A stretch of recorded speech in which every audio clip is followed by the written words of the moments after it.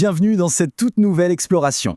Aujourd'hui, on s'attaque à un sujet absolument fascinant, un vrai pont entre une théologie ancienne et notre psychologie du quotidien. On va se plonger dans un cadre spirituel ultra puissant issu de la tradition islamique.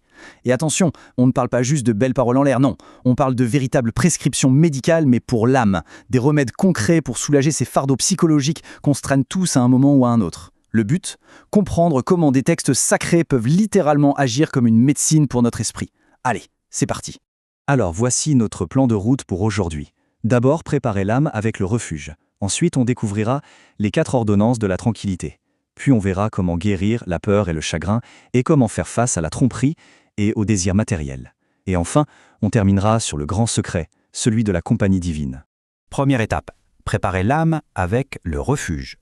Avant même de commencer à lire ou à chercher une guérison, il y a un prérequis absolu. C'est ce qu'on appelle l'istiade, le fait de chercher refuge. C'est vraiment pensé comme un bouton reset pour notre psychologie.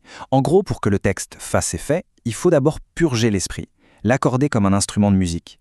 Il s'agit de balayer toutes les interférences extérieures, et plus spécifiquement les murmures de Satan, pour ramener l'âme à son état d'origine, un état de foi pur. En éliminant ces parasites, on peut alors envisager d'entendre le Créateur parler directement, sans aucun filtre. C'est une remise à zéro indispensable. On passe à la deuxième partie, les 4 ordonnances de la tranquillité. Et c'est là qu'on entre dans le vif du sujet avec le système thérapeutique mis en lumière par l'imam Jafar al-Sadiq. En lisant les textes, on se rend compte à quel point il était littéralement sidéré par le comportement humain.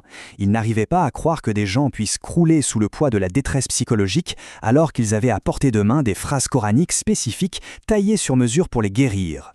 Du coup, il a structuré tout ça. Il a pris 4 afflictions universelles, les grands maux de l'humanité, et y a associé 4 remèdes textuels directs. C'est un véritable manuel de survie intérieure. Troisième point, guérir la peur et le chagrin.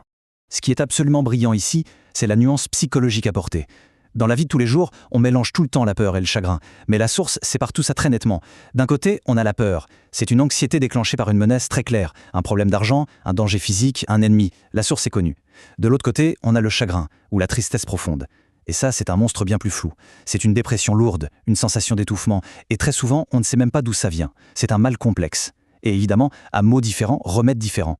Pour la peur, face à une menace bien identifiée, l'imam s'étonne qu'on ne dise pas tout simplement « Allah nous suffit » et il est le meilleur garant. Pourquoi cette phrase ? Parce que la logique derrière est implacable. Peu importe ce qui nous terrifie dans ce monde matériel, cette chose est forcément infiniment plus faible que la puissance du Créateur. En prononçant ces mots, on prend le problème et on en délègue entièrement la gestion à une force infinie. C'est un transfert de charge, et psychologiquement ça allège la pression à la seconde même. Et regardons la réponse divine qui suit immédiatement dans le texte. Ce n'est pas juste un petit tapotement sur l'épaule pour dire « ça va aller ». Non, la source dit que ceux qui utilisent ce remède reviennent avec des bienfaits, et surtout, nul mal ne les ayant touchés. C'est dingue quand on y pense. C'est présenté comme un véritable champ de force, un bouclier littéral contre le danger qui nous faisait trembler. Mais alors qu'en est-il du chagrin, cette mélancolie si lourde et inexpliquée ? Là, l'imam prescrit un tout autre remède. C'est une invocation super connue, celle du prophète Jonas quand il était prisonnier des ténèbres absolues. Ça commence par glorifier le Créateur, puis ça finit par une admission totale de sa propre vulnérabilité « j'ai été vraiment du nombre des injustes ». C'est justement le fait de lâcher prise, d'avouer cette faiblesse qui permet de dénouer les nœuds de cette angoisse si complexe. Et la guérison associée est spectaculaire. Le texte dit « nous l'exaucâmes et le sauvâmes de son angoisse ». Mais le point crucial, et c'est souligné avec force dans l'analyse, c'est la fin de la phrase. « Et c'est ainsi que nous sauvons les croyants ».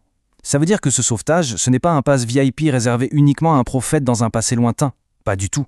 C'est une promesse gravée dans le marbre pour quiconque utilise ces mots sincèrement pour se sortir d'une nuit noire psychologique. 4e partie, faire face à la tromperie et aux désirs de ce monde. Cette symétrie dans les remèdes, on la retrouve parfaitement avec les 2 autres afflictions, les menaces sociales et l'envie matérielle. Face au complot, quand le fardeau de la tromperie humaine est trop lourd, le remède c'est de dire « et je confie mon sort à Allah ». Et la réponse, une protection directe contre ces manigances. L'affaire n'est plus entre nos mains, elle est sécurisée. Ensuite, il y a l'envie, ce désir tenace face à la réussite des autres. Là, la prescription est de reconnaître que toute puissance appartient à Dieu seul. Et la guérison est sublime. C'est l'espoir fondé de recevoir quelque chose d'encore meilleur, ce qui balaye instantanément toute amertume et toute jalousie. On arrive à notre dernière partie, le secret de la compagnie divine. Bon, jusqu'à présent, on a vu quoi faire, mais il reste une question fondamentale. Pourquoi est-ce que ça marche? C'est quoi la mécanique derrière tout ça?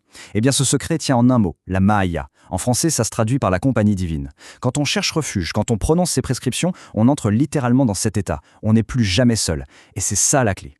Les forces négatives, la dépression, les comploteurs, ils ne peuvent s'attaquer qu'à une proie isolée. Mais si l'on se trouve sous l'escorte directe du créateur de l'univers, plus aucune entité ne peut nous attendre. La solitude disparaît au profit d'une présence absolue. Et pour vraiment ancrer cette idée, pour en faire une preuve de concept ultime, la source nous raconte une histoire fascinante. On remonte le temps, lors d'un événement historique majeur. Imaginons la scène. La tension est à son comble. Le prophète Mohammed et son compagnon Abou Bakr fuient pour leur vie. Ils sont traqués. Ils trouvent refuge dans une toute petite cavité, la grotte de Sor. Et dehors, leurs poursuivants lourdement armés sont là, littéralement postés juste au-dessus de l'entrée. C'est le paroxysme de la vulnérabilité. L'ouverture de la grotte est au niveau des pieds des traqueurs. Face à cette situation, Abou Bakr constate l'évidence physique. Il murmure avec effroi « Si l'un d'eux regardait sous ses pieds, il nous verrait ». C'est logique, c'est rationnel. La ligne de mire est dégagée. Matériellement parlant, la partie est terminée. Il n'y a plus d'échappatoire possible. Et c'est là que tout bascule. Le changement de paradigme est total. Le prophète ne conteste pas la géométrie de la grotte, mais il superpose à cette réalité physique une réalité spirituelle infiniment supérieure. Il répond « Que penses-tu de deux personnes dont le troisième est Allah ?» Boum, les règles de la physique viennent d'être définies. La Ma'iyya, cette fameuse compagnie divine, ce n'est pas juste une petite tape dans le dos pour faire redescendre le stress. C'est une force active, bien réelle, qui altère la réalité de l'espace et du danger. Le mécanisme brut de cette protection est incroyable d'ingéniosité théologique. Ces deux hommes sont entrés de plein pied dans la Maya, la compagnie divine. Or, un des attributs fondamentaux de Dieu, c'est qu'il est imperceptible à la vue humaine. Puisqu'ils étaient plongés dans sa compagnie directe, cet attribut d'invisibilité a débordé sur eux. Il les a littéralement recouverts. L'immense fragilité de deux hommes dans un trou s'est retrouvée blindée par la puissance divine. Les poursuivants étaient à quelques centimètres et pourtant, ils étaient incapables de les voir. La mécanique spirituelle en temps réel. Ce qui nous amène à la fin de notre analyse, sur une pensée qui a de quoi nous laisser sans voix. Si l'on s'approprie ses remèdes, si l'on traite sa propre peur, son propre chagrin, son anxiété, son envie avec ses prescriptions, on bascule dans cette même compagnie divine. Et alors, posons-nous sincèrement la question. Si on est sous l'escorte directe de la source de toute force dans l'univers, quelle misérable petite chose créée sur cette terre pourrait bien avoir la puissance de nous abattre? C'est une ordonnance pour une paix de l'esprit absolument indestructible. Ce ne sont pas juste des mots qu'on récite, ce sont de véritables boucliers.